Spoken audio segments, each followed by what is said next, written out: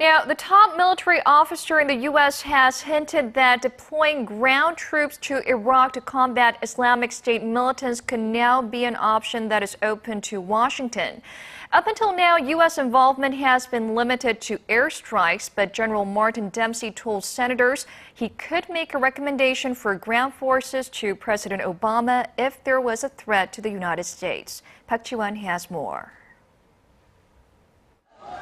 Speaking in a Senate committee room on Tuesday, Chairman of the U.S. Joint Chiefs of Staff General Martin Dempsey emphasized that there could be a scenario in which Washington would consider deploying ground troops to defeat Islamic State militants. If there are threats to the United States, then I, of course, would go back to the President and make a recommendation that may include the use of U.S. military ground forces. In response to Dempsey's remarks, the White House, Pentagon, and the State Department all reaffirmed the president's position that they have no intention of sending ground troops into Iraq in a combat role.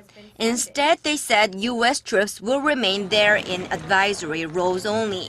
So far, President Obama has repeatedly stated that there will be no American boots on the ground and that the U.S. will focus on airstrikes while other global coalition countries from Arab states take care of ground-based missions.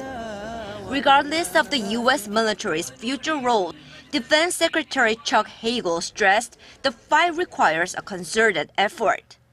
We're at war with ISIL as we are with al-Qaeda. But destroying ISIL will require more than military efforts alone. It will require political progress in the region and effective partners on the ground in Iraq and Syria. The U.S. has launched expanded airstrikes in Iraq this week in support of Kurdish and Iraqi troops confronting militants on the ground as they try to push back the advance of the Islamic State. Park Ji-won, Arirang News.